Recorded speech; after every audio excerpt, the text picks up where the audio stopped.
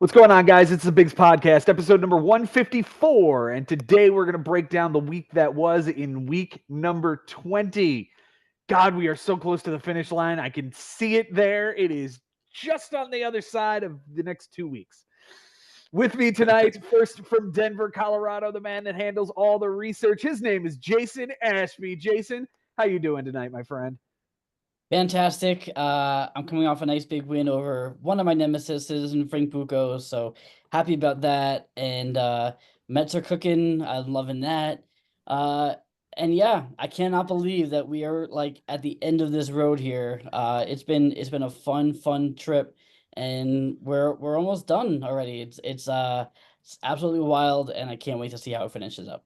I can't wait to see how it finishes either. One guy is going for back-to-back championships, however, and he has been leading the pack since week number 6. He joins us tonight to talk about his matchup against his brother. Welcome back, Mike Haber. Mike Haber, how are you doing tonight, my friend? Thank you for that greeting. I'm doing great. I'm so happy to be back with you guys. Grad school is over. I am a free bird now, so I am thrilled to be here, talking baseball with you guys again. And this matchup with my brother was so much fun. So I'm excited and ready to get into it. He's as free as a bird now. Let's dive into this thing. You took a 10-9 loss, Mike, but you know what? Could have been a whole lot worse. Let's talk about it. On Sunday, it was 12-8 going in, and Josh takes a loss to tie it, and you flipped whip, Mike, for a very narrow win for Josh. But again, flipping 2 categories there at the end of the week makes it feel just that much better. For close categories this week, Josh wins by 2 RBIs and a stolen base. Mike, you won by 3 runs, 2 homers, and 3 wins, and you guys tied in triples and losses. For Josh on his bench this week, he goes 13 for 56. Yikes. That's a 232 batting average, though, as crazy as that sounds. 7 runs, 3 doubles, 3 homers, 7 RBIs, 5 walks, 10 strikeouts, and an error. Plus, he benched a loss from Zebby Matthews. So, congratulations for keeping that out of your lineup and for having a guy named Zebby on your fucking team. What is that short for? Zebekiah? Uh, Zebra? I don't know. Ooh, Right? zebra. Zebra sounds good. I don't know. Anyway, the 7 runs would have mattered. He needed 3 of them to tie and 3 homers. He lost that by 2. Hard to get those in there. His moves this week, he used 9 of them. He dropped Shane Baz, Garrett Clevenger, and Kaber Ruiz for DJ Hers, who was good against Colorado, Martin Perez, who was not as good against Minnesota, Justin Slayton, who's on the IL, and Adrian Del Castillo, who went 2 for 3 with a strikeout. He dropped DJ Hers for Adrian Morihone, a clean relief appearance. Dropped Junior Caminero for Andrew Heaney for this week. And dropped Zebby Matthews for Brian Hoeing in a clean relief appearance. He dropped Caleb Ferguson for Julian Merriweather, who was awful, and dropped Adrian Morihone for Brian Salmons. Salmons? Sure. Yes. Brian Yes, Salmons. All yeah. right. He was a bulk reliever. He went 4 1/3 and got a win. That was pretty damn good. Okay. Sure. Yeah, that happened. His MVP this week is going to be Jarren Duran, 350 with a 480 on base, 6 runs, 3 doubles, 2 homers, 3 RBIs, a steal, 5 walks, and 3 strikeouts. On the season, this dude is a machine. 293 batting average, 32 stolen bases, 19 homers, 92 runs scored. Mike Haber, where is this dude going to get drafted next year? I think first round. I think this is Really? a first rounder. I do. I think end of first round, beginning of second round. Wow. Look at it. Look at his triple numbers too. Wow. 32, If you 32 can. stolen bases. Yeah, He's got 13 steals or 13 13 triples on the triples. season. 13 Yeah. triples and 19 homers. That's insane. He's gonna That's get insane. MVP votes. Yeah. He might. He's The gonna 40, get MVP 42 votes. doubles are pretty awesome too.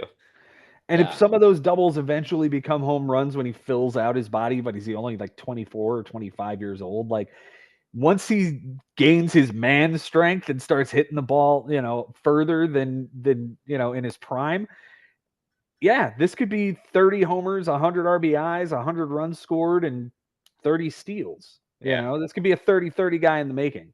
Yeah. Josh took him in the 12th round this year. Yeah, real good. Real good.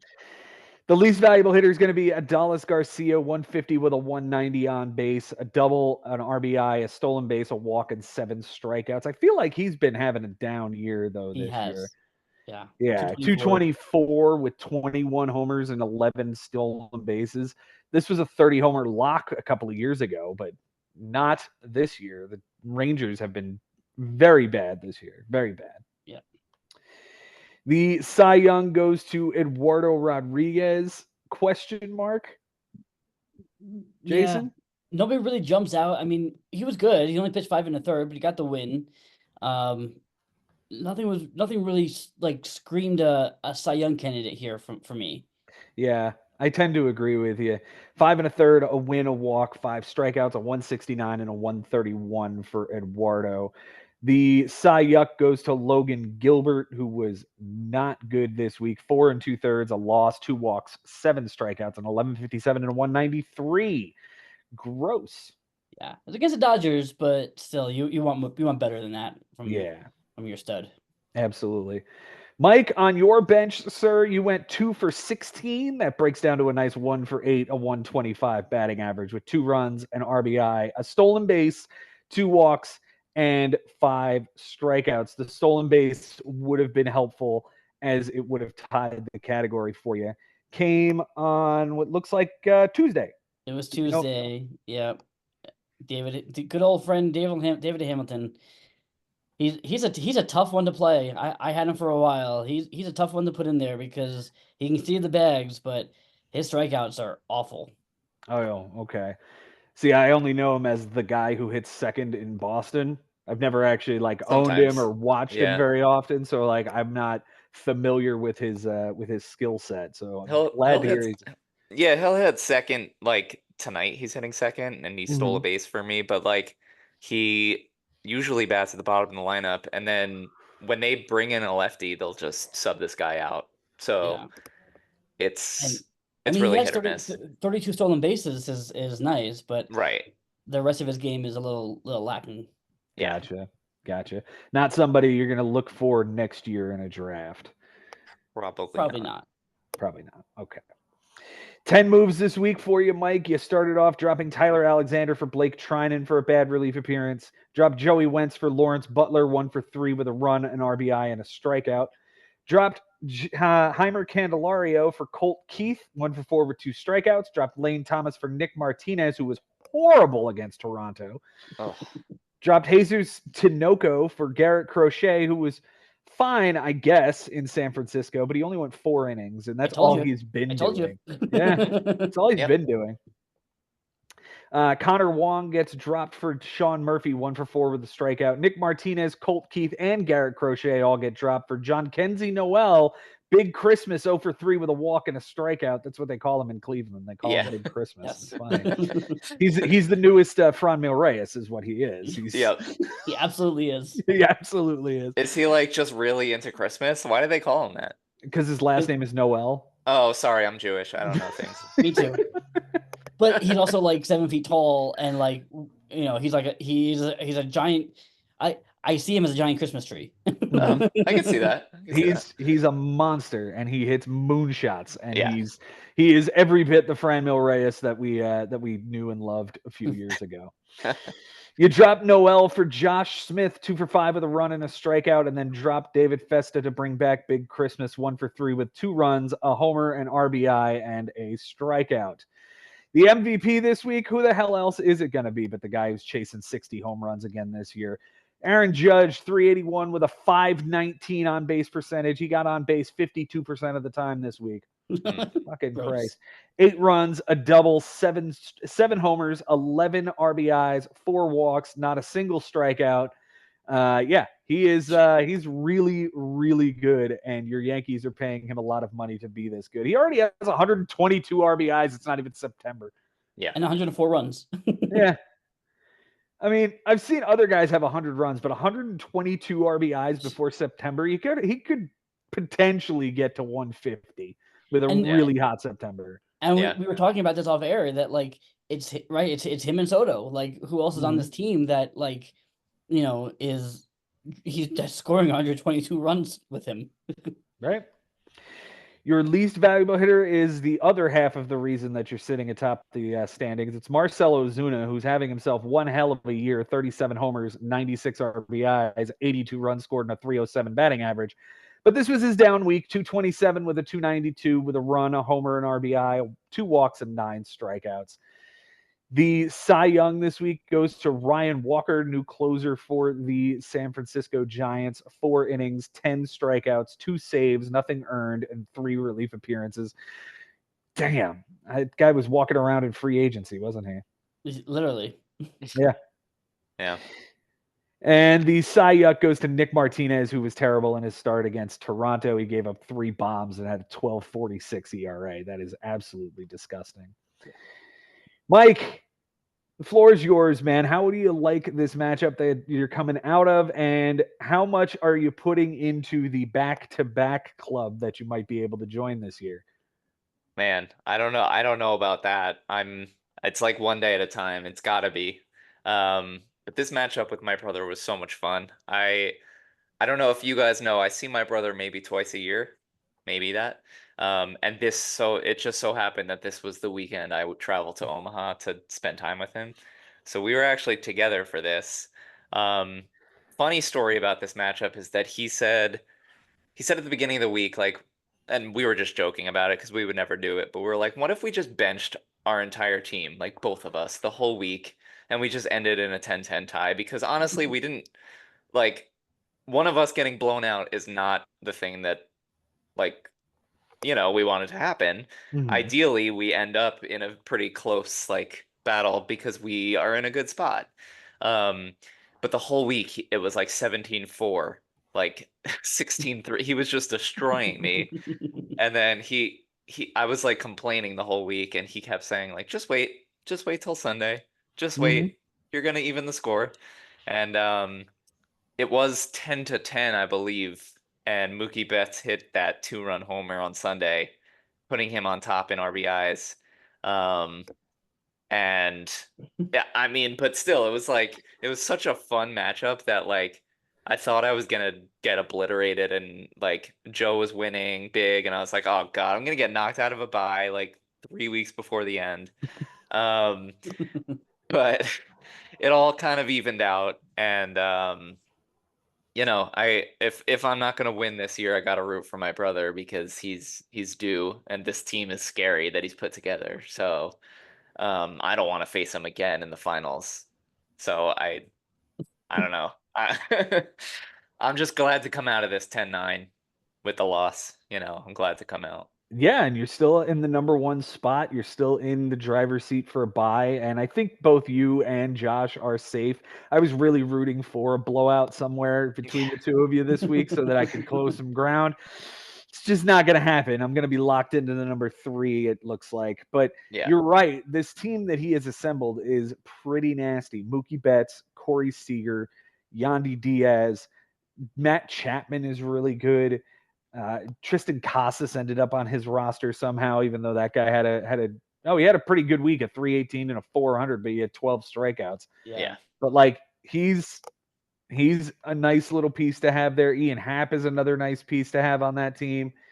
And on the pitching side, Logan Gilbert, Eduardo Rodriguez, Merrill Kelly, like the pitching doesn't scare me as much as the offense does. I have to be honest. Right. Yeah.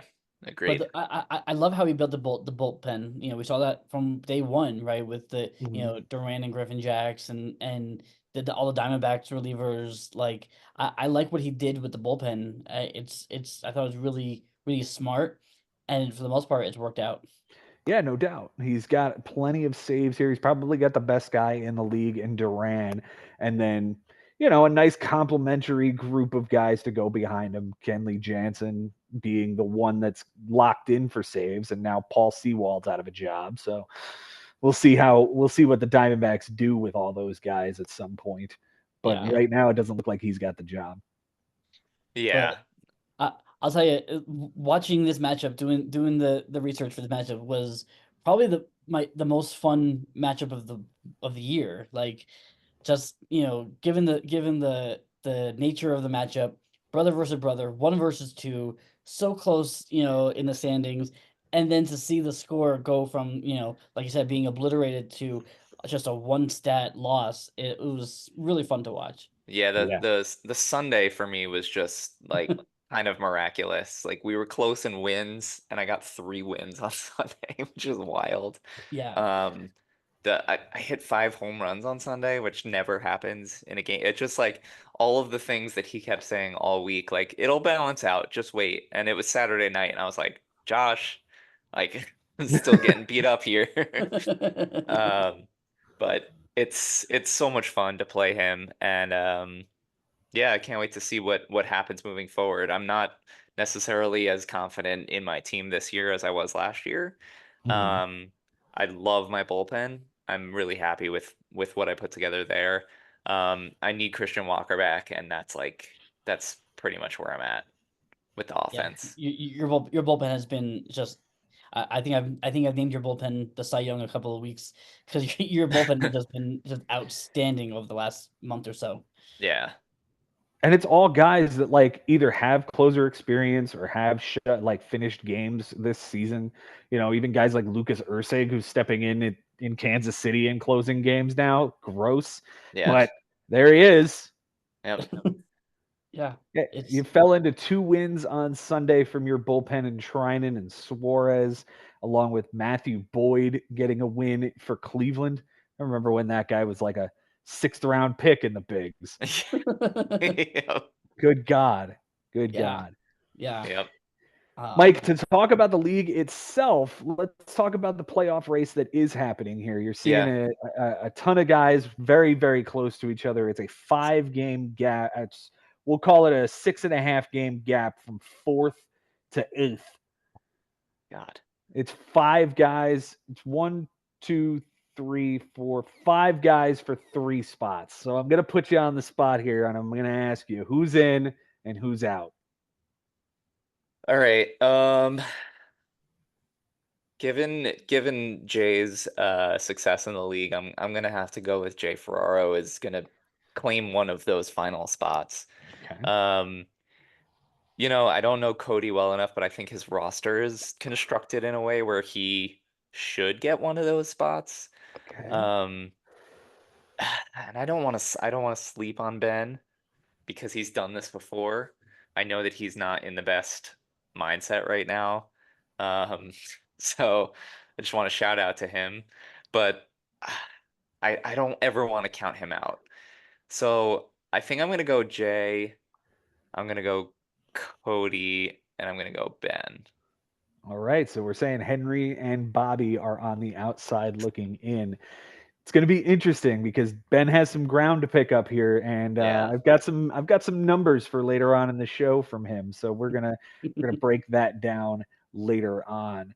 Mike, I thank you for being here, my friend. Thank you for taking the time out.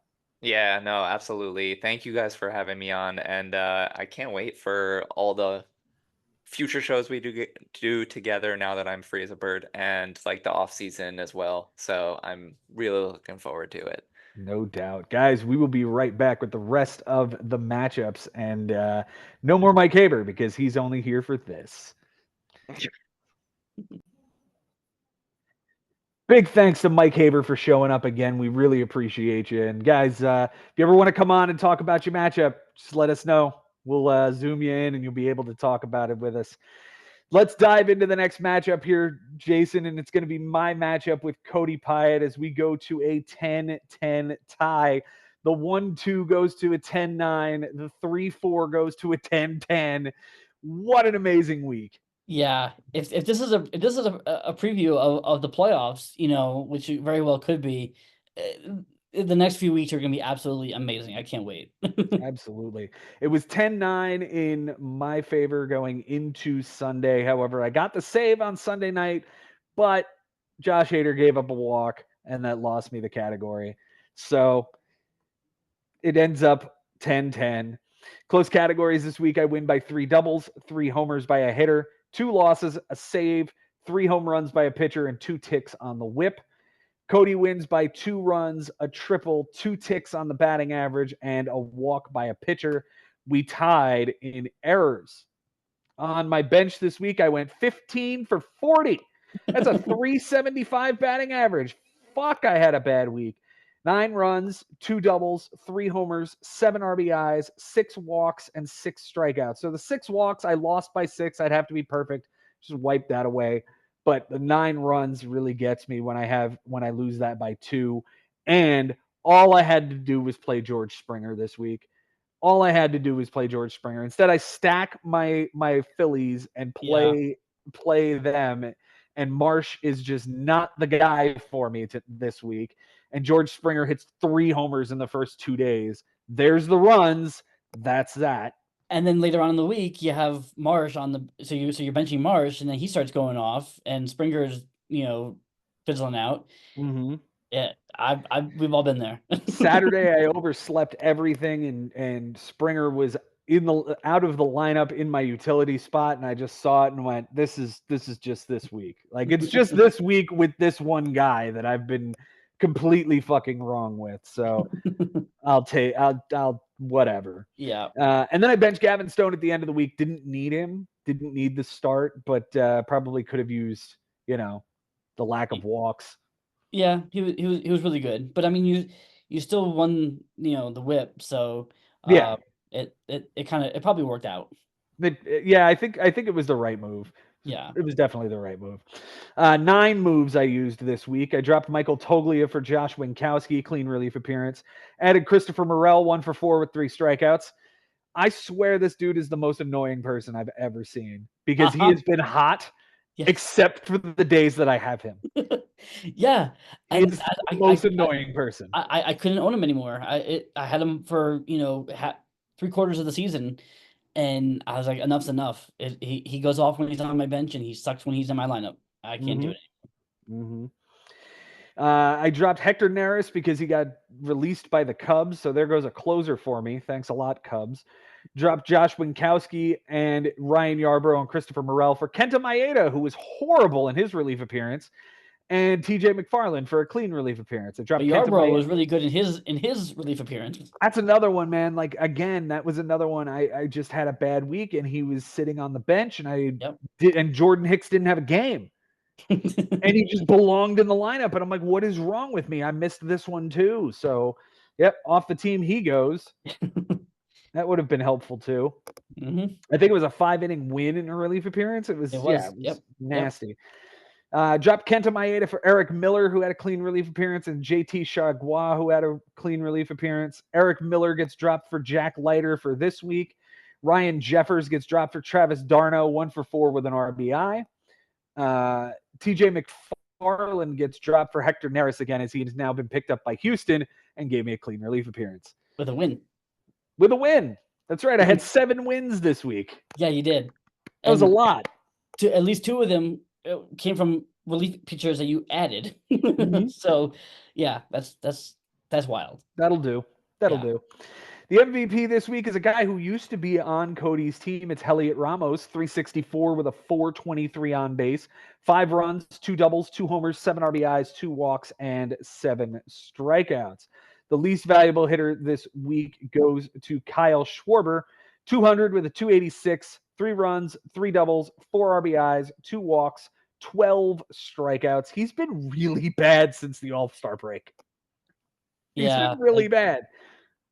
Yeah, the last 2 weeks specifically, he's been just terrible. 9 for 55 over the last 2 weeks. Yeah, he's been really bad, and that's a 164 batting average with a 246 on base because he got 5 walks. Like, okay, yeah, all right.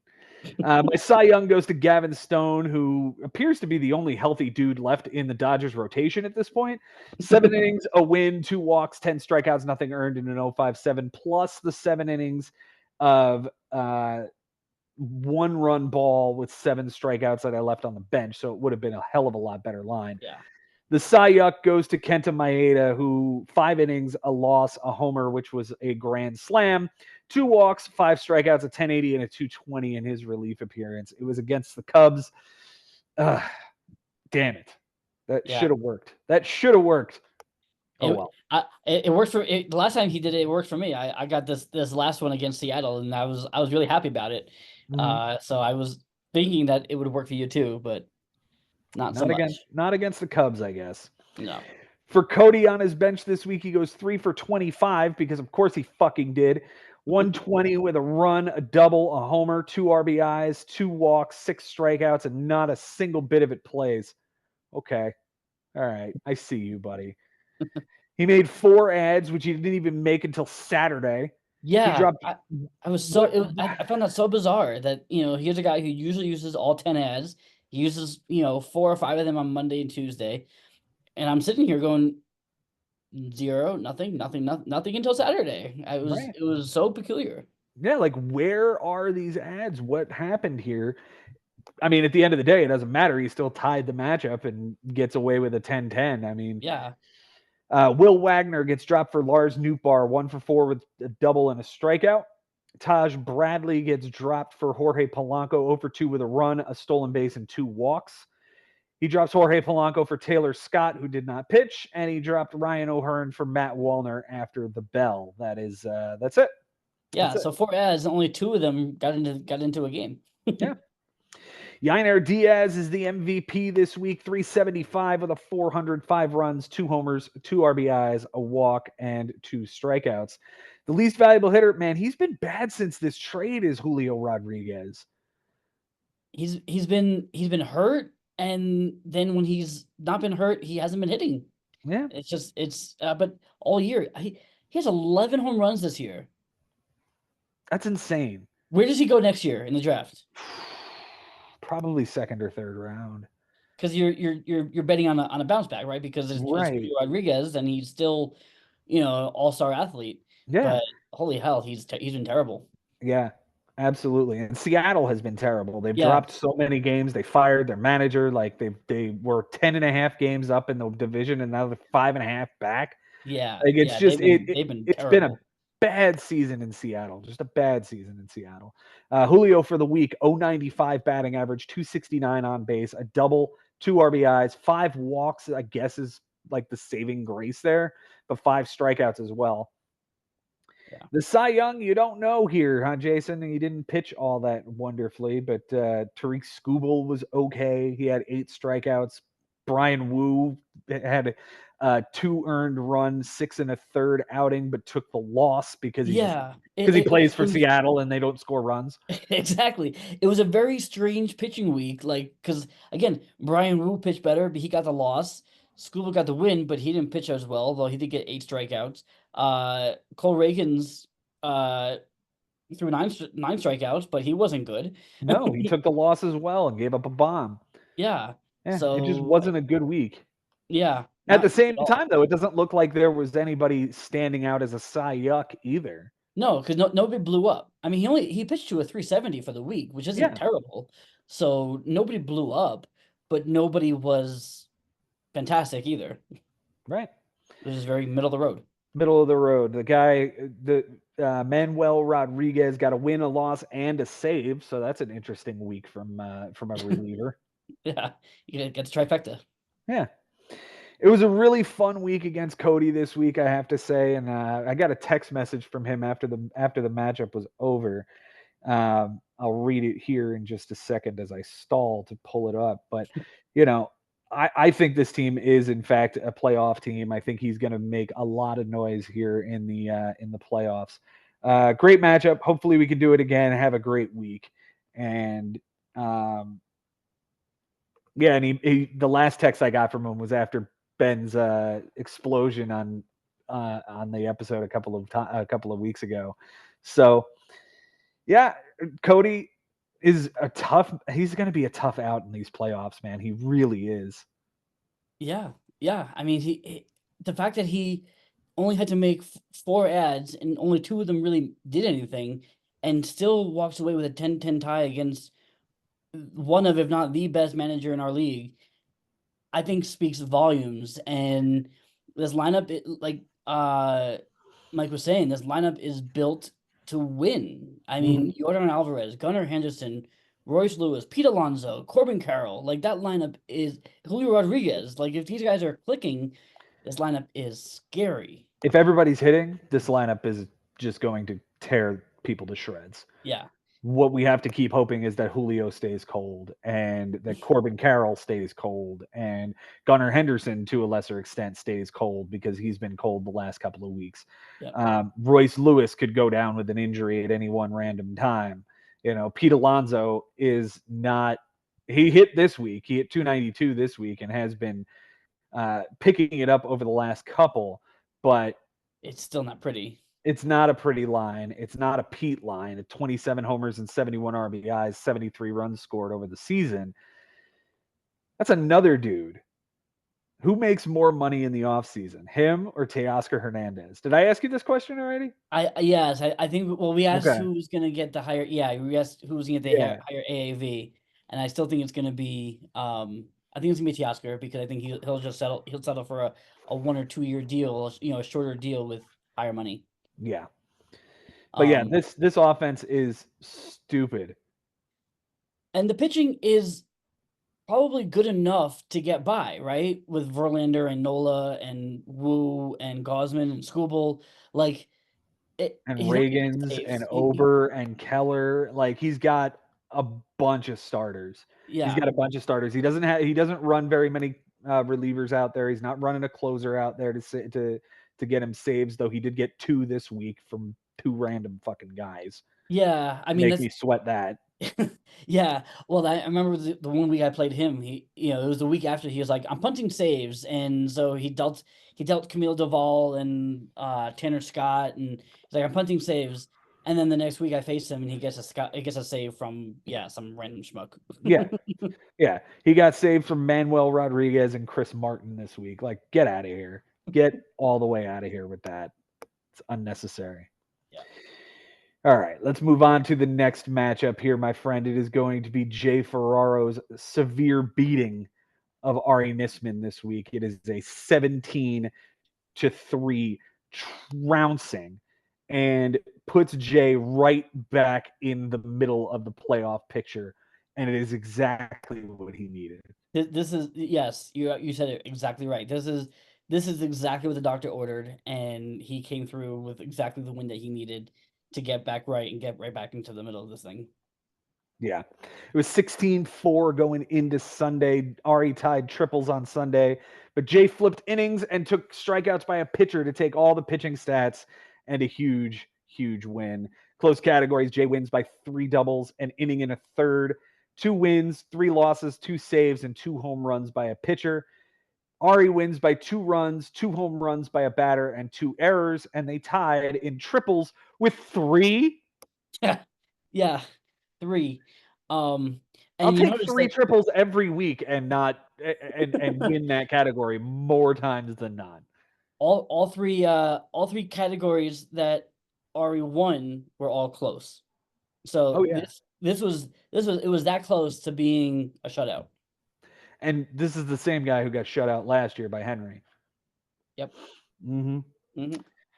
For Jay on his bench this week, he goes 6 for 17. That is a 353 batting average. 4 runs, a double, a homer, 3 RBIs, a steal, 2 walks, and 5 strikeouts. The 4 runs would have mattered. He lost that category by 2. If he had gotten them in, that would have been helpful. Yeah. 8 ads used this week. He dropped. He added Jacob Wilson to his IL. Dropped Alex Verdugo for Geraldo Perdomo, 2 for 5. Drops Gavin Williams for Nolan Shanuel, 1 for 4 with a double. And dropped Jose Miranda for Victor Robles, 0 for 4 with 2 strikeouts. He dropped Victor Robles for Spencer Torkelson, 4 for 4 with a run and a double. No.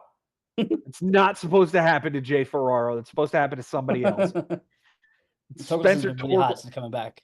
Dude, and here's the thing, like, we were pretty high on Torkelson and Stacking Commons in the preseason. Like, we were very of the feeling this is going to be a 30 homer year. He's going to hit 260. He's going to drive in 100 runs. The Tigers are going to be good. Okay, maybe we're a year off, but damn it, no, he's not supposed to come back and go 4 for 4 for Jay. Annoying. He drops Fuck Barmer for John Schreiber for a clean relief appearance. Dropped Johan Rojas for Bo Bichette. because of course he picked up Bo Bichette, and he dropped Austin Voth for Alex Verdugo, 2 for 4 with 2 runs scored. The MVP this week goes to Seiya Suzuki. 348 with a 444 on base, 5 runs, a double, a triple, 2 homers, 4 RBIs, 4 walks, and 5 strikeouts. Absolutely insane. The least valuable hitter goes to Adley Rutschman, 190 with a 250, a run, a double, an RBI, 2 walks, and 3 strikeouts. The Cy Young goes to Justin Steele, 7 innings, a win, 1 bomb, 10 strikeouts, a 2.57 and an 0.57. With a shout out to Mason Miller, who is just locking things down out in Oakland. 3 saves, nothing earned, 3 relief appearances, 4 strikeouts. That kid's electric. Yeah, he is. If Oakland can finally put some pieces together, like as long as they have him in the back of the bullpen, they're solid. What if I told you they already have a couple of pieces? They're yeah. I don't know Brent how. Rooker had his second 30 homer season in a row. Yeah. He's gonna have 100 RBIs. JJ Bleday is coming. Lawrence Butler is a thing. Zach Geloff isn't going anywhere. It's possible. I don't know if I'm sold on it, but it's still a last place team. But you can still save 30 games on a last place team. They're not. Gregory Soto did it on the Tigers 2 years ago. Yep. They're not the juggling pathetics that we thought they were going to be.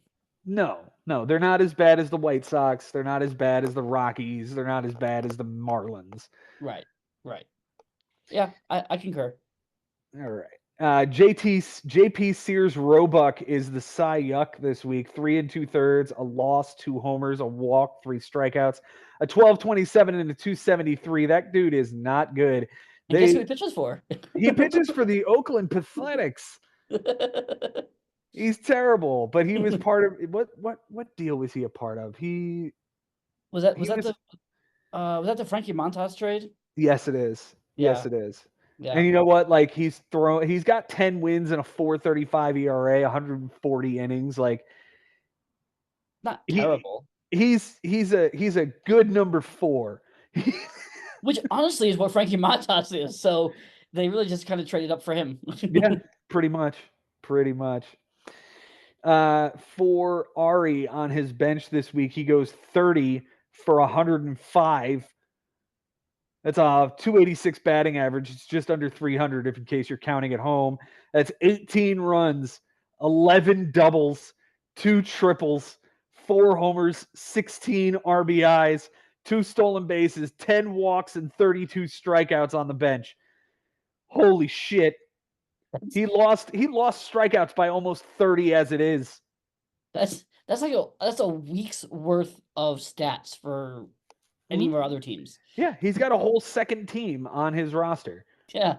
That plays on his bench and could probably beat some teams every week with just his bench. 11 doubles and 2 triples? Absolutely. Yeah.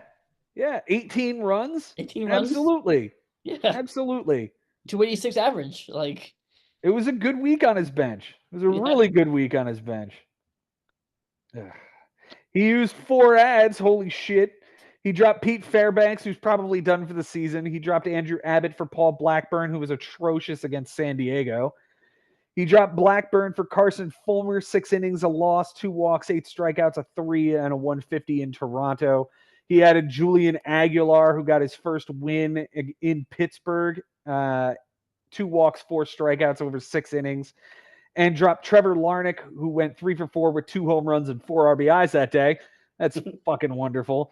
For Connor Wong, who went 1 for 3 with a walk, and dropped Carson Fulmer.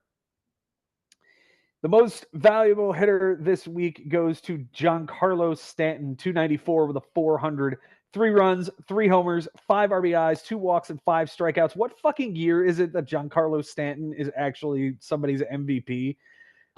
I wouldn't put too many eggs in that basket. I mean, he's hitting 241. Like it was just. Yeah, but how many homers does he have? He has. What does he have? He's 23. 23. All right, so he's going to finish north of 25 this year, more than likely. Yeah, if he gets hot, maybe he hits 30, maybe. Maybe, but I think Yeah. 25 is well within striking distance here, and he missed a lot of time, so I can live. If I'm the Stanton owner and I get a 240 average of 25 homers, I feel pretty good about that. He's played 89 games, so he's essentially played half a season. Yeah, Right. So he's at 41 runs, 23 homers, 57 RBIs. Yeah. I Okay. think though, like if you're the Yankees, like you sign Soto, you trade for Soto, you have Judge, and you're like, this is the year to have Soto, Stanton, and Judge, and you only had half of that. Yeah. Because he's the only other bat that like scares you in that lineup right now. I mean, Absolutely. Jazz is probably the fourth now, but Yeah, now that he's there, it does change the dynamic a bit, but even still, I don't think he's not the fearsome hitter that you want in that lineup, especially when everybody else is kind of just meh. yeah. The least valuable hitter goes to Brandon Lau, 138 with a 167, a run, 3 doubles, a walk, but 12 strikeouts. Yikes, that's hideous. The Cy Young goes to Met Sean Manaea, 7 innings, a bomb, 9 strikeouts, a 386, and an 043.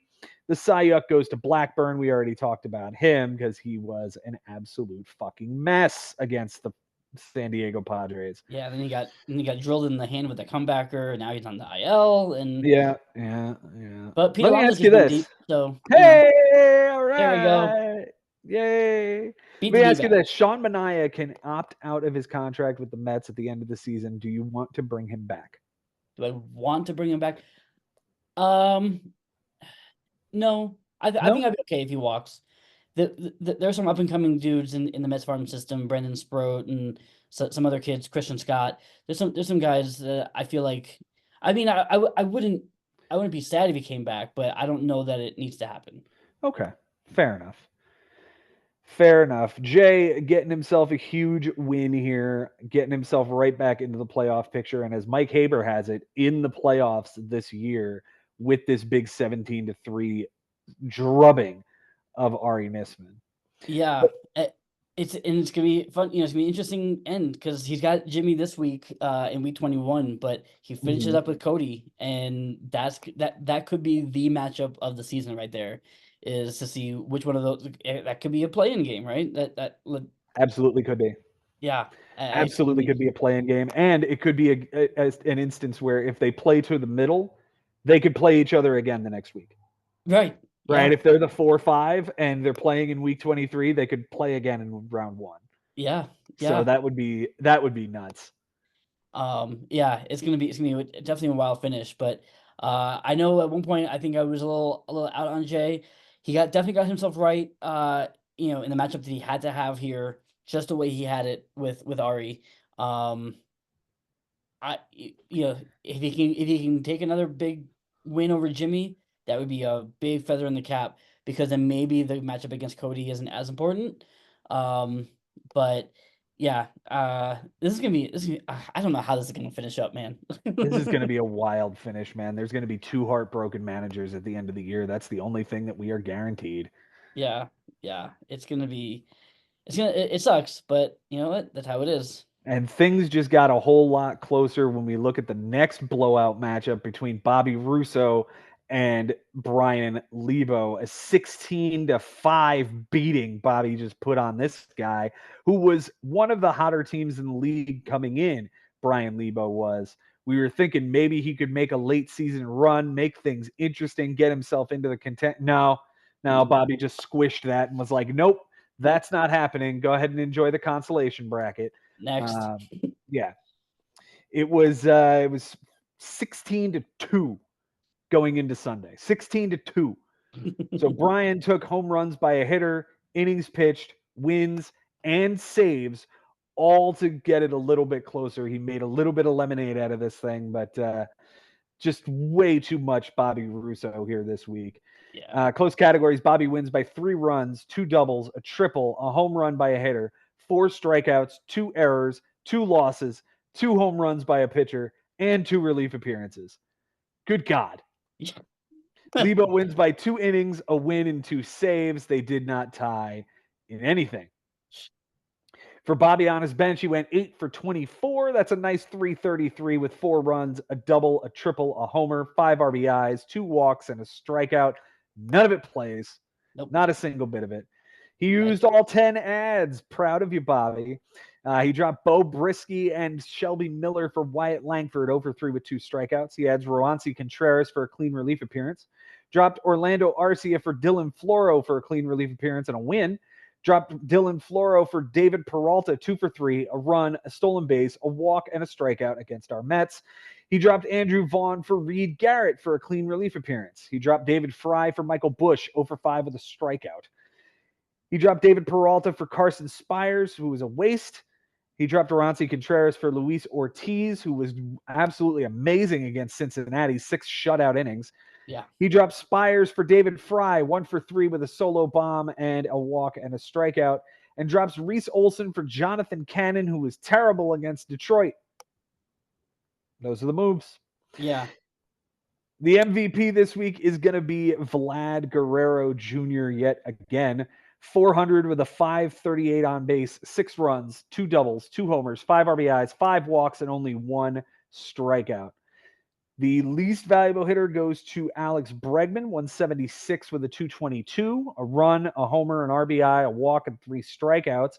What is this here? But he left a homer on the bench on Sunday. Yeah. He had him on the bench on Sunday, and left that home run, which didn't matter, but it would have given Bregman just a little bit better a week. But without that, it was really a bad week for Bregman. And also Stephen Kwan, he only hit 087, but he walked 5 times and stole 2 bases. So like, at least he did something positive. Yeah, a weird line there. Yeah. Like a double, scored 3 times, 2 RBIs, but he didn't even hit 100. No, I don't know what happened there. Bowden Francis is the Cy Young. 8 innings, a win, a bomb, 3 walks, 12 strikeouts, a 113 and an 050. This was a no-hitter until like it was until I think it was until that home run. I forget who hit it. But yeah, he was carrying that amazing game. Yeah. The Cy Young goes to Jonathan Cannon, who we hit on earlier. For Lebo on his bench this week, he goes 5 for 19. That's a 263 batting average. 2 runs, a double, a homer, 3 RBIs, a walk, and 7 strikeouts. The 1 home run does matter because he lost that by 1. And it came on the 22nd. Juan Yepes hits the home run on the bench, and Marte is out of the lineup. So there it is. Boom. Yep. That's all you needed. Yep. He used 10 ads as well. He adds Frankie Montas for Brennan Hannafy. 7 innings, a win, a walk, 3 strikeouts, nothing earned against St. Louis. He drops Will Brennan for Ronnie Henriquez, who had a clean relief appearance. Drops Pedro Pajes for Adam Ottavino, who had a clean relief appearance. Drops Matt Wallner for Joey Estes, who was really good against Tampa. 7 2/3, a loss, but a 117 and an 052. What'd they lose? 1-0? I think they did, actually. Oh, fucking A. Stupid Pathletics. He drops Abraham Toro for Michael Lorenzen, who was also very good against the Angels. 7 innings, a win, 2 walks, 5 strikeouts. He drops Andrew Nardi for Tyrone Taylor, 2 for 4 with a run, a double, and 2 strikeouts. Drops Ronnie Henriquez for Jose Iglesias, 2 for 5 with a run, a double, an RBI, and a strikeout. And he drops Lance Lynn for Logan Gillespie, who was atrocious in his relief appearance. Against our Mets. Oh, good. Fuck that guy. Yeah. He drops the Mets role players of Iglesias and Tyrone Taylor for Eric Swanson clean relief appearance, and drops Gillespie for Freddie Fermin, over 4 with 2 strikeouts. The MVP this week is a guy that we talked about last week or the week before with Benji, Ellie De La Cruz. 370 with a 438, 8 runs, a double, a triple, a homer, 7 RBIs, 2 stolen bases, 4 walks, and 4 strikeouts with no errors. This is good, Ellie. Yes, this is the Ellie you want. It's just not the Ellie you're going to get all the time. No. Where does he go next year is another really interesting question. Yeah. Again, so what did he go? He went in the 3rd round, 41st overall this year. Yeah. If Mike is saying that Jaron Duran is a 1st rounder, I think he might be a 1st rounder. I think guys are going to be like, fuck it, I'll take the errors and strikeouts to get a week like this. Yeah, I could see it. I don't think I would do it on either of those guys, Right. but I can understand somebody jumping up and saying, "All right, 13th overall, I'll take Ellie De La Cruz." Yeah. Yeah. I could absolutely see it. Michael Lorenzen is the Cy Young this week. 7 innings, a win, 2 walks, 5 strikeouts, nothing earned in an 086. The Cy Young goes to Valente Belloso. That guy. He was bad too. 4 and 2/3, a loss, 3 bombs, 5 walks, only 1 strikeout, a 964 and a 257. Didn't he pitch like lights out ball against the Mets? It wasn't lights out, but he was solid. 5 and a third with a 338, 4 strikeouts. But it was good. It was good enough. Like, yeah. And then he was terrible against the Cubs. Yeah. Bobby puts the wrap on Lebo's season in the attempt for the playoffs. Lebo's got to hang on here to stay in the consolation bracket, but Bobby is right there. He's got it all in front of him. He's got Henry this week, and he's got Ben next week. Yeah. That is the way to get into the playoffs, is beat those 2 guys, Bob. That's how you do it. You beat those 2 guys, you should make the playoffs. But we'll see. Yeah. But we'll see. Nothing is set in stone. Nothing is guaranteed. But yeah, it's right there for him. I hope he makes it. I really do. It's going to be a bit of a challenge, I think. It'll be a wild, wild ride.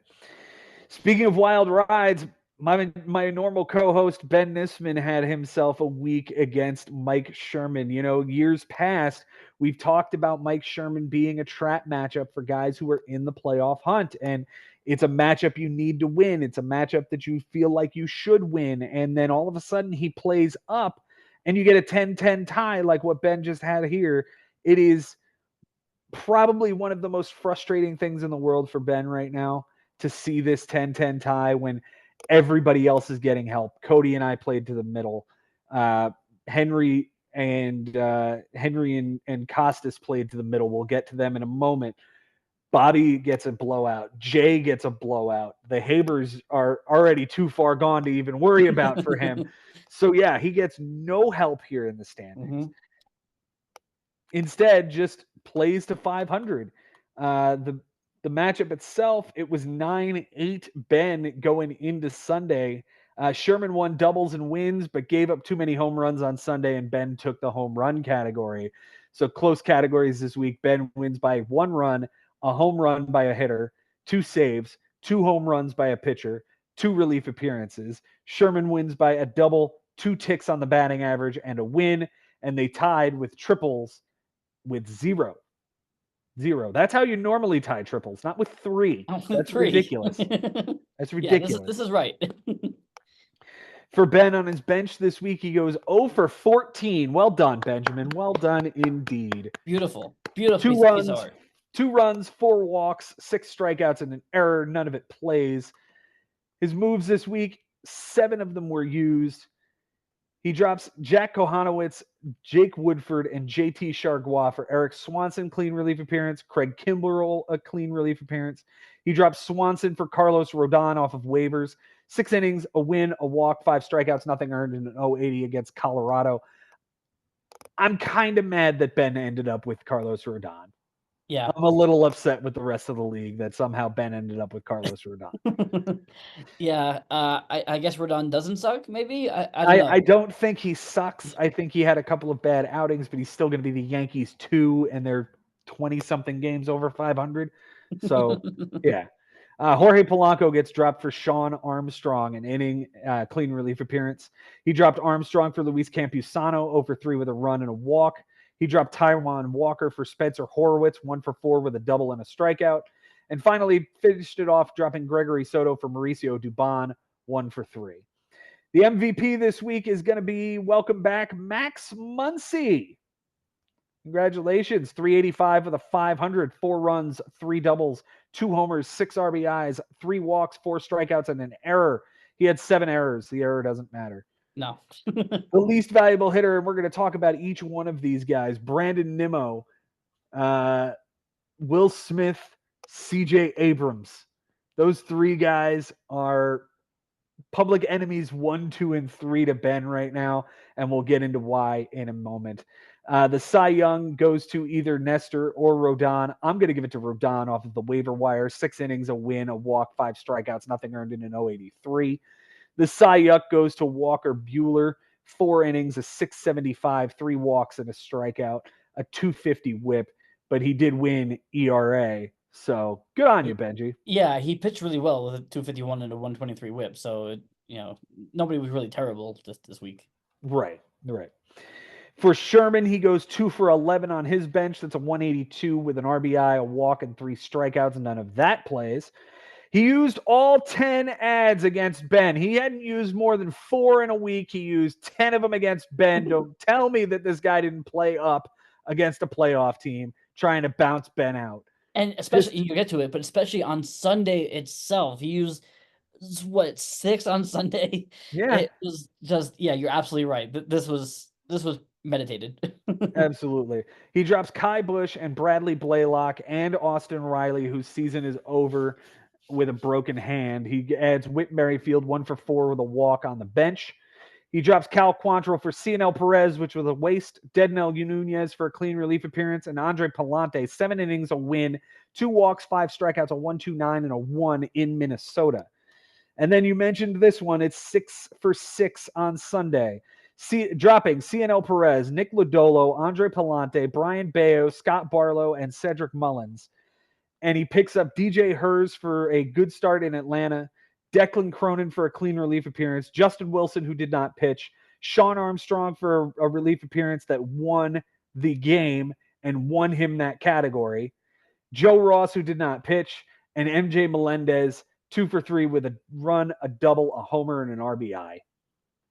The Sean Armstrong and Ben had dropped him. And he ends up on Sherman's team, and he gets a win on Sunday in relief, and that's what won the wins category. That's just sad that if Ben just hangs on to this guy, he gets the win, and what a mess. What a mess. Kicking the balls. The MVP this week is Spencer Steer, 292 with a 414 on base, 4 runs, 3 doubles, a homer, 7 RBIs, 2 stolen bases, 5 walks, 6 strikeouts, and an error. The least valuable hitter goes to Francisco Alvarez, an 053 with a 143, 3 runs, a homer, an RBI, 2 walks, and 8 strikeouts. That homer was the walk-off homer, right? It was, and he's absolutely dog shit since then. And before that. Yeah. The Cy Young goes to Spencer Schwellenbach, 6 2/3, a win, a walk, 9 strikeouts, a 270, and an 060 with a shout out to Armstrong's relief appearance on Sunday, getting him that win to win the category. The Cy Young goes to Brian Bayo, who is off the squad now. 5 1/3, a loss, 4 walks, 2 strikeouts, an 844, and a 206. Yikes, that was not great. No. And Nick Lodolo had a 964 with a 107 and trip to the IL. Yeah. So. He at least struck out 9, though. He had the right ratio. 3 to 9 walk to strikeout as opposed to Bayo with 4 to 2. Yeah. What I have here in front of me, gentlemen, is a piece of paper that Ben has written down some statistics that he would like me to talk about. And over the last 6 weeks is how far we're going to go back. In week 15 against Ari, Ben hit 239 with a 319 on-base percentage. In week 16 against Jimmy, he hit 214 with a 304 on-base percentage. In week 17 against Cody, he hit 245 with a 331 on-base percentage. In week 18 against Adam, he hit 230 with a 283 on-base percentage. In week 19 against Jay, he hit 217 with a 340 on-base percentage. And in week 20 against Sherman, you can see he hit 234 with a 312 on-base percentage. The average of those is a 229 batting average and a 314 on-base percentage over the last 6 weeks. Ew. And he's won one of those matchups. He has won one of those matchups over the last tied 2 of them and won 1. Yeah.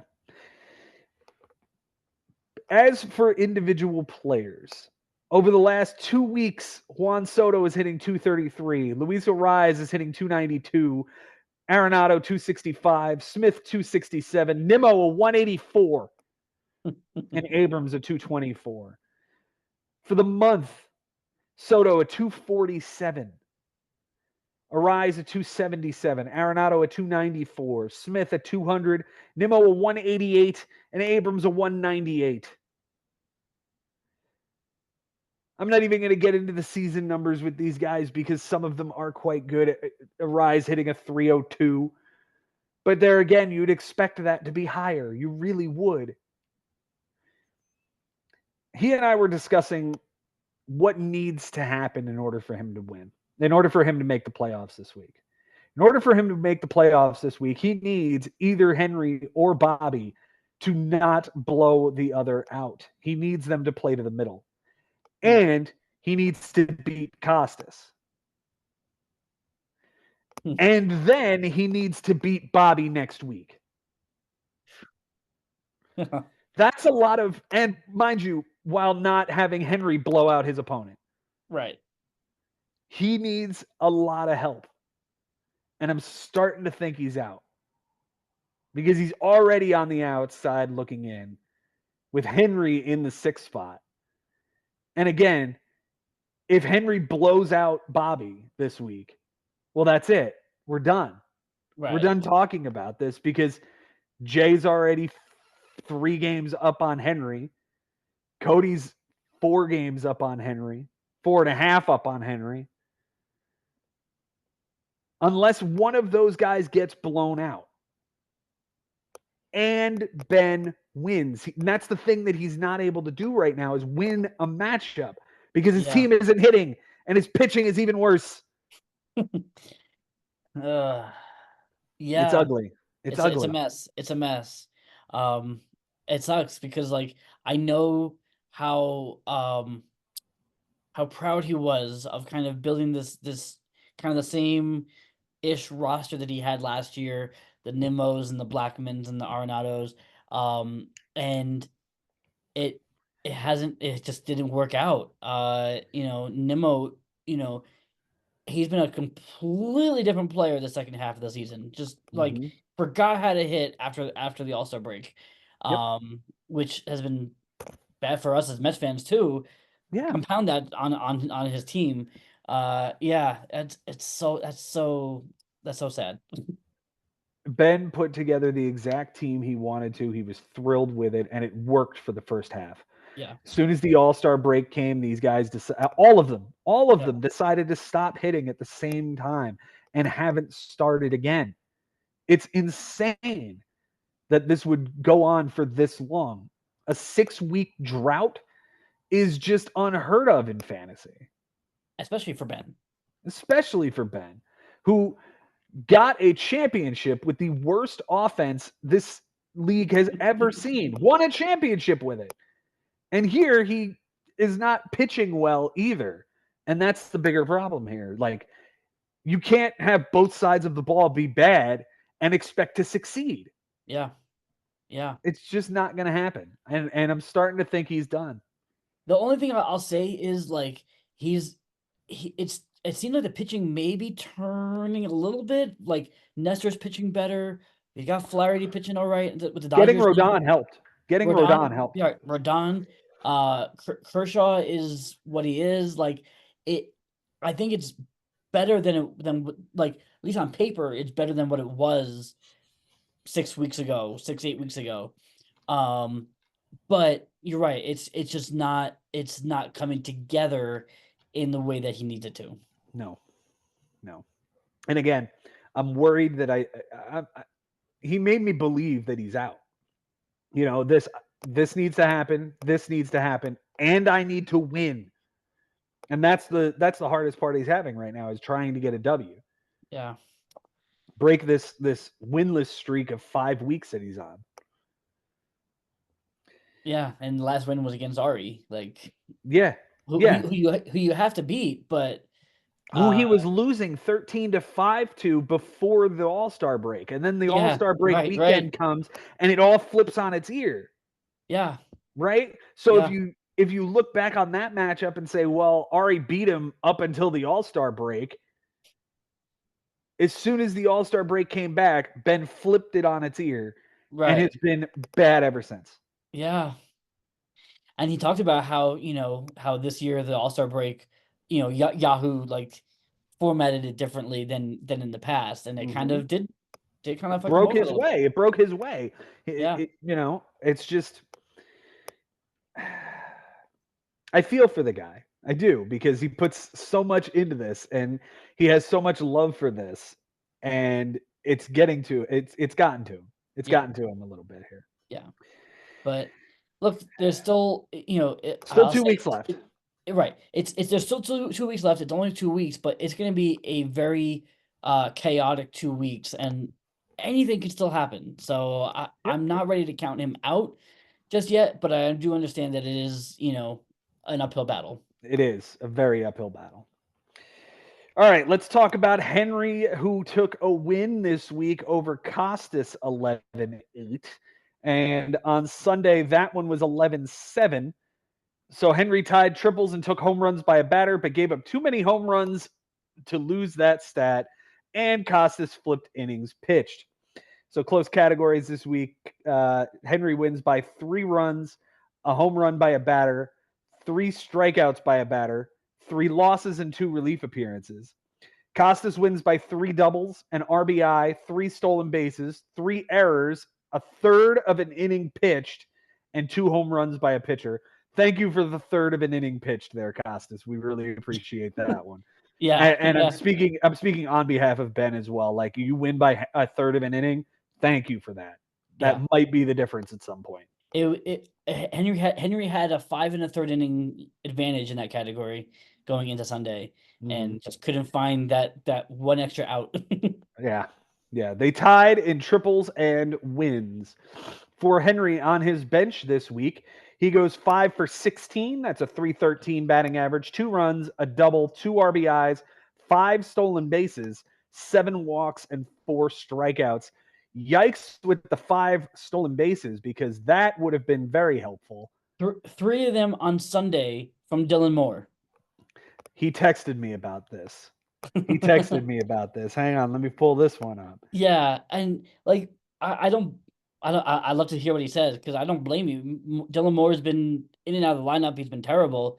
But one day on Sunday, he steals 3 bases. It's hard. Who the shit steals 3 bases in one game? I'll tell you who. Dylan Moore on my bench, when that's the exact number I need to tie the category. I said, who would you have benched to play him? Jimenez in the utility spot. And then he said he could kiss Profar on the mouth, and I almost threw up in mine. Yeah, gross. Ew. He just walked off our Mets. Fuck that guy. Yeah, screw that guy. His moves this week, he used 8 of them this week. He dropped Mike Yastrzemski for Luis Ortiz, who was not great against Texas. He dropped Luis Ortiz for Domingo Germán, 6 innings, 4 walks, 4 strikeouts, nothing earned against Texas. So he went back-to-back Pirates guys and gets a good start. He also added Alejandro Kirk 1 for 3 with a solo home run and a walk. He dropped Michael Tonkin for Yariel Rodriguez, 4 1/3, a homer, 2 walks, 6 strikeouts, a 10.38, and a 185 against Cincinnati. He dropped Alejandro Kirk for Ramon Laureano, 1 for 3 with 2 strikeouts. Drops DJ LeMahieu for Kai Bush, who was awful against Detroit. Dropped Kai Bush for Jose Quintana, who was benched in a really good start against San Diego. And drops Yariel Rodriguez for Colby Allard, who was okay against Kansas City. His MVP is somebody other than Bobby Witt this week. It's actually going to be Jurickson Profar. 296 with a 321 on base, 4 runs, 2 doubles, 2 homers, 6 RBIs, a steal, a walk, and 7 strikeouts. The least valuable hitter is Nathaniel Lowe, 143 with a 182, a run, a walk, 4 strikeouts, and an error. The Cy Young goes to Zach Gallen. 6 innings, a win, 4 walks, 9 strikeouts, nothing earned, and a 1 whip. The Cy Young goes to Kai Bush. Can we stop with the White Sox starters? Yeah. Yes. Like already we talked about Kai Bush, we talked about Garrett Crochet, and we talked about Jonathan Cannon, and none of them were anything good. No, the White Sox have already lost 100 games. Right. So what do you expect? So what are we doing here? Yeah. You know you're not going to get a win with these guys. No, you stream the guy against the White Sox, which is what I did yesterday. Yes, thank you very much. But Stop streaming White Sox pitchers because they're not going to be good. No, they're not. They're not going to be good at all. For Costas on his bench this week, he goes 5 for 20. That's a nice 250 with 4 runs, 2 doubles, 3 homers, 4 RBIs, 3 walks, and 5 strikeouts. The 3 homers would have mattered. The 4 runs would have mattered. If he gets both of those into the lineup, things are certainly different. Yeah. His moves this week, he used 9 of them. He dropped Mitchell Parker for David Peralta 0 for 3, and Kyle Isbell 1 for 4 with a steal and a strikeout. He dropped Isbell for Grant Holman, whoever the fuck that is, for a relief appearance. He dropped David Peralta for Nick Mears, who was terrible in his relief appearance. He dropped Drew Rasmussen for Whit Merrifield after the game started. Oops. Dropped Merrifield for Taylor Walls, 0 for 3. He dropped Trent Thornton for Pierce Johnson, clean relief appearance. Dropped Taylor Walls for Jacob Stallings, 0 for 4 with 2 strikeouts, who's probably going to be the catcher for the Rockies for the rest of the year, right? Yippee. Yay. He dropped Freddie Fermin for Joey Ortiz, 2 for 5 with a run, a homer, an RBI, and 2 strikeouts, and finishes it off dropping Yimi Garcia. His MVP this week is a trade piece that he got. O'Neal Cruz, 333 with a 429, a run, 2 doubles, a triple, 2 RBIs, 4 stolen bases, 4 walks, and 6 strikeouts. Jason, your thoughts on this line from this guy on this week? Yeah, a weird line. No home runs, but everything else was fantastic. And the news that he is going to start playing center field. So that's going to make some interesting eligibility going into next year, having shortstop and center field. Yeah, same as Jackson Merrill. Interestingly enough. But Jackson Merrill is going to lose his shortstop eligibility. Yeah, he's only going to have center next year. Yeah. Yeah. But this guy will have both. Going to be interesting. That's another guy. Like, where did he go this year, and where's he going to go next year? Let's see. This year he 6th round this year. 6th round. 18 home runs. I feel like that's RBI. Yeah. I feel like that's a pretty simple. Like that's probably where he's going to go again next year. Yeah. Maybe with the eligibility, maybe he moves up a little bit, to maybe like the end of the 5th. But yeah, I could see that. Yeah. His least valuable hitter is Josh Lowe, 125 with a 185 on base, a run, an RBI, a stolen base, 2 walks, and 11 strikeouts. The Cy Young goes to another guy he traded for, Kyle Harrison, 6 innings, a win, 2 walks, 5 strikeouts, a 150 and a 117. The Cy Young goes to Nick Mears, who was terrible in his relief appearance. Henry getting another win, just plugging away here, staying about 10 over 500, and right now sits in the 6th. He has Bobby right now. Win that matchup, and you feel really good going into the final week. But lose to Bobby, and things get crazy. So, what's going to happen?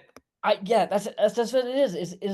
It's a frenzy right now. It's an absolute frenzy, and one move can make a catastrophic event for everybody else. It's really wild right now. I don't know how else to describe it, but look, this Henry and Bobby matchup is going to be enormous for that's center stage this week. Yeah, that's absolutely center stage this week. Yeah. And not just for themselves, but for the other teams around them too.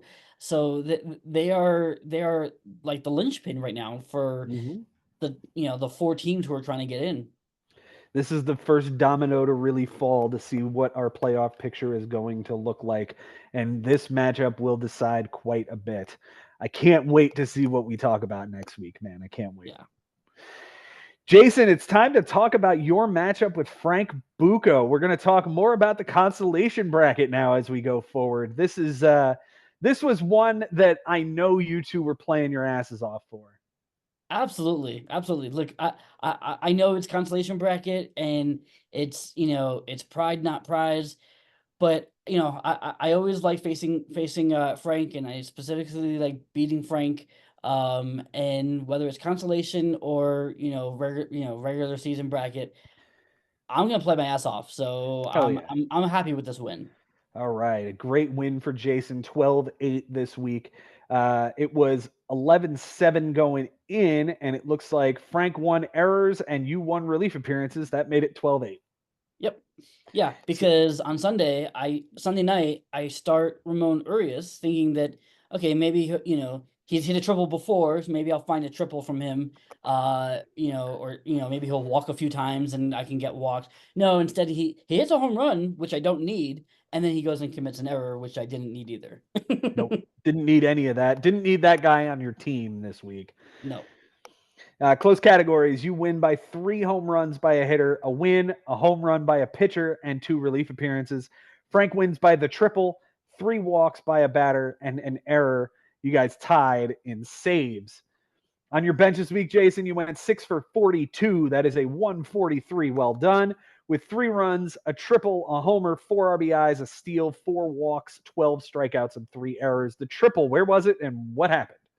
It was Ramon Urias. It was Urias. It was Ramon Urias. So yeah, because he hits a triple on what was that? Friday. He hits a triple and steals a base.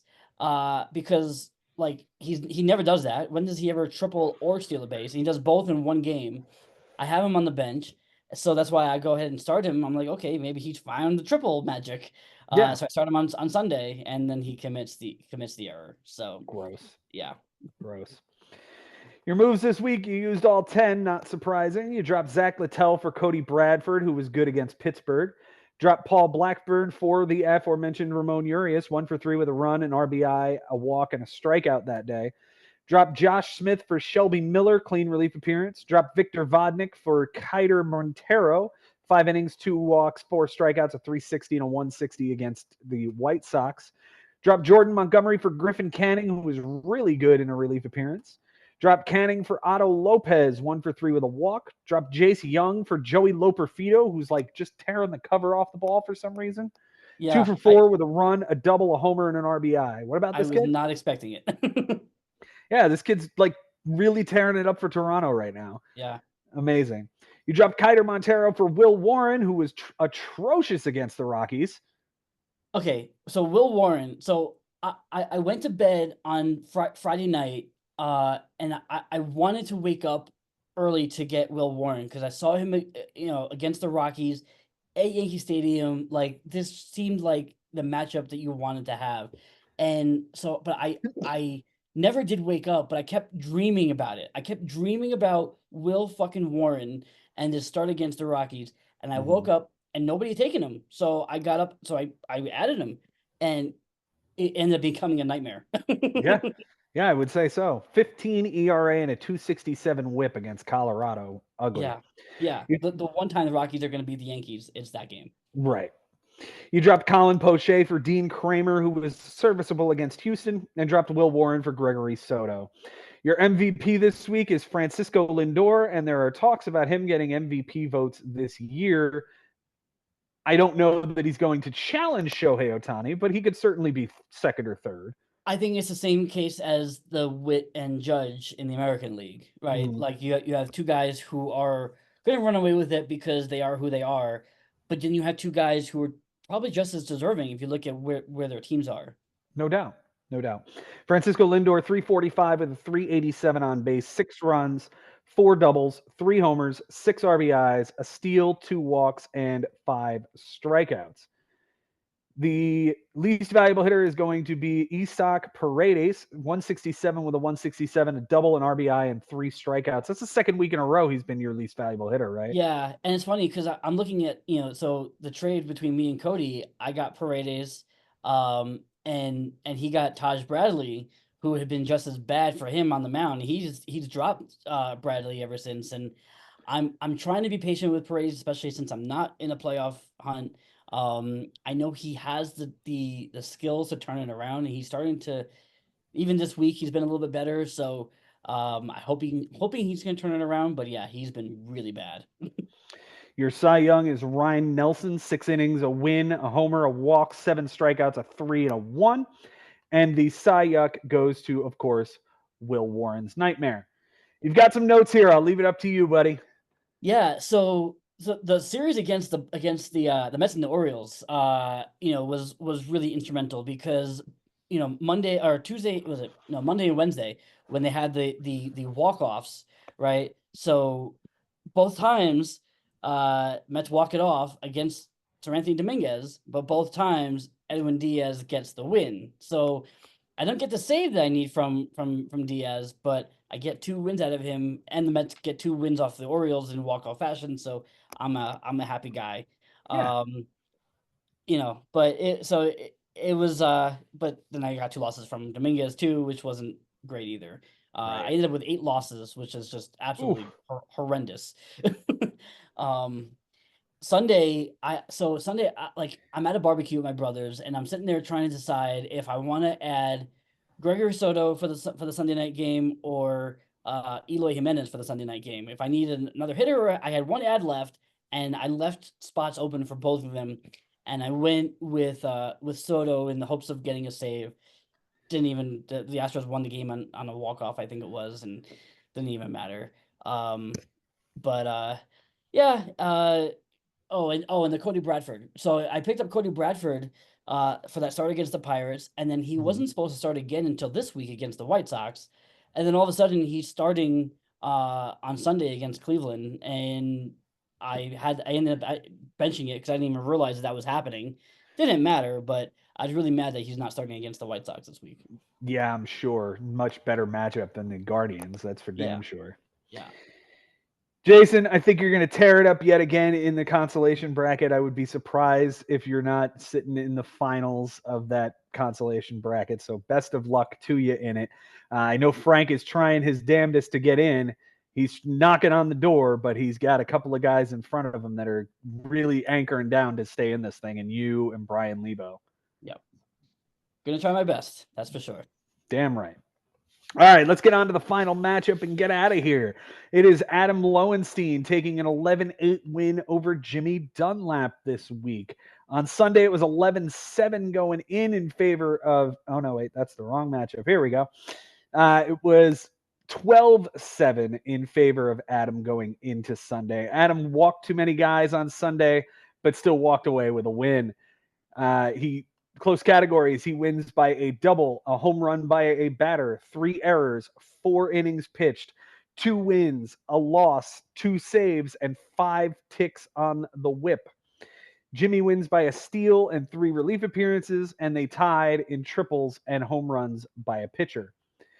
For Adam on his bench, he goes 14 for 50. That's a nice 280 batting average, 5 runs, 4 doubles, a homer, 7 RBIs, a steal, 2 walks, 14 strikeouts, and 2 errors. Good job keeping all that garbage out of your lineup. But the one stolen base is the one that's interesting here. It's the only thing that matters, and it was on Sunday. It was on Sunday. God damn. Yeah, it was. What a shame. It was. I lost it, but yeah, here it is. It was Zach Neto. Zach Neto on the bench. Yeah, he's a nice little shortstop for the Angels here this year. Yeah, you're starting Ernie Clement over him. I guess whatever, but yeah, I mean, just one of those things. If you believe in Ernie Clement more, okay. Yeah. His moves this week, he used 5 of them. He dropped Michael Conforto for Jacob Barnes, clean relief appearance. Dropped Quintana for Mitchell Parker, who had a nice start against Colorado. Added Kodai Senga back for the IL. Not sure why. He's not coming back. Dropped Jacob Barnes for Ben Heller, who had a bad relief appearance. And dropped Ben Heller for Kevin Kelly, who did not pitch. The MVP this week, I guess it's Ernie Clement. 227 with a 292, 3 runs, a double, 3 homers, 7 RBIs, 2 walks, and 5 strikeouts. Yeah, I guess that sounds about right. Yeah, I mean the offense was not great this week, but 7 RBIs kind of stands out. Yeah. Freddie Freeman is the least valuable hitter for the one and only time this season. 130 with a 200 on base, a run, 2 doubles, an RBI, 2 walks, and 7 strikeouts. The Cy Young is Joe Musgrove, who owns the Mets. I don't even want to talk about it. The Cy Young goes to Jose Quintana or Ronel Blanco. I guess I'll go with Quintana because he's the Met and he's off the team. 5 innings, a loss, 2 homers, 2 walks, 3 strikeouts, a 12.60 and a 2. Yuck. Yeah, that was his first start of the week. And then he pitches that game against San Diego in which he was on, what was it, Henry's bench. So yeah, I don't know what to make of that, but that's how it happened. Yeah. Didn't Quintana have a good start like yesterday or today or yesterday? So no, that was Sunday. It was Sunday. Against San Diego, and he went Yeah. that 6 1/3, which was a waste because Buto and Diaz said no, we're gonna lose that game. We're gonna lose the game because Jurickson Profar's a guy. Yeah, that. Anyway, for Jimmy on his bench, he goes 6 for 38. That's a 158 batting average, 4 runs, 2 doubles, a walk, 9 strikeouts, and an error. The 9 strikeouts would have lost you the category. Good job keeping that out. But the 2 doubles would have been important to get back into that lineup as you lost that by 1. He used all 10 ads this week. He added Aaron Savale, who was terrible against Oakland.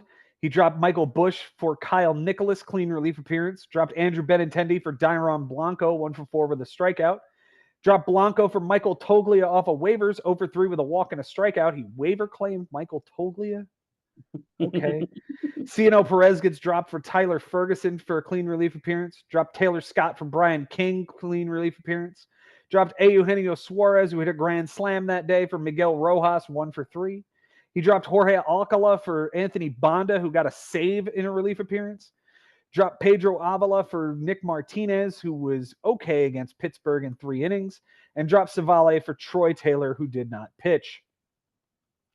His MVP this week is Luis Robert, 429 with a 455 on base, 4 runs, a double, 2 RBIs, 3 stolen bases, a walk, and 5 strikeouts. The least valuable hitter is Brendan Rodgers. 200 with a 200, a run, a double, an RBI, 10 strikeouts, and an error. Ew. The Cy Young goes to Pablo Lopez, 7 innings, a win, a walk, 9 strikeouts, nothing earned in an 0.71. And the Cy Young goes to Aaron Savale, whom we talked about. He was bad, 4 innings, a homer, 4 walks, 3 strikeouts, a 675, and a 2. These guys are going to be joining you in the consolation bracket, my friend. Yeah. I would think so. I feel like, Jimmy maybe on the outside. Yeah. We'll see. We'll have to see.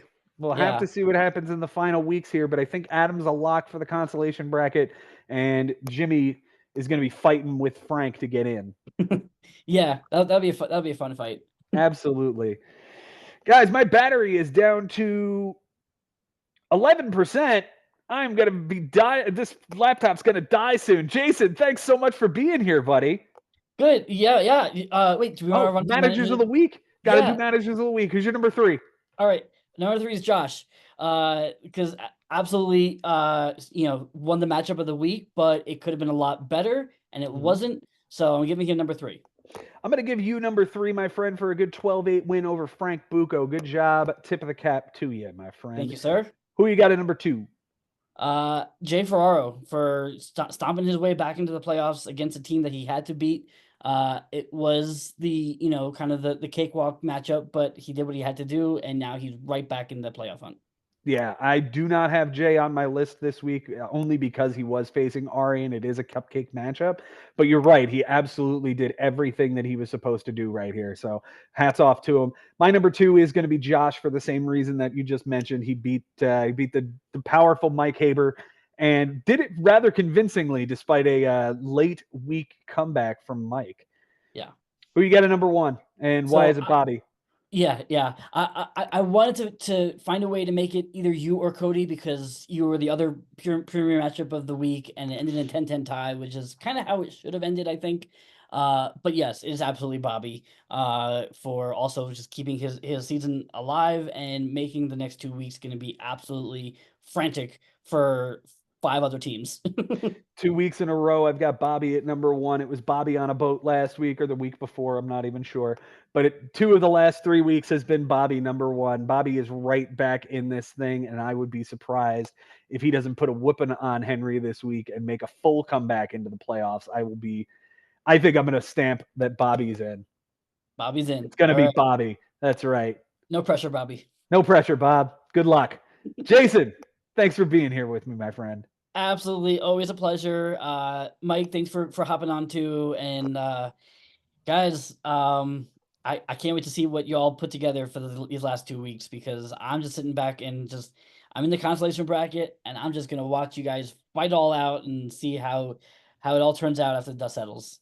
Yeah, and I have rooting interest here because I will be facing the number 6 team in the first round more than likely as the number 3 seed. So I've got rooting interest. That's why I'm putting Bobby in, because I already beat him in the playoffs. So I want to do it again. That'll be nice. Guys, thank you all for listening and watching. We would have absolutely nothing if it wasn't for this league and it wasn't for the guys in it. So thank you once again. I'll say it every single week. Until next time, guys, it's been real, it's been fun, and it is always real fun in the bigs. We'll see you next time.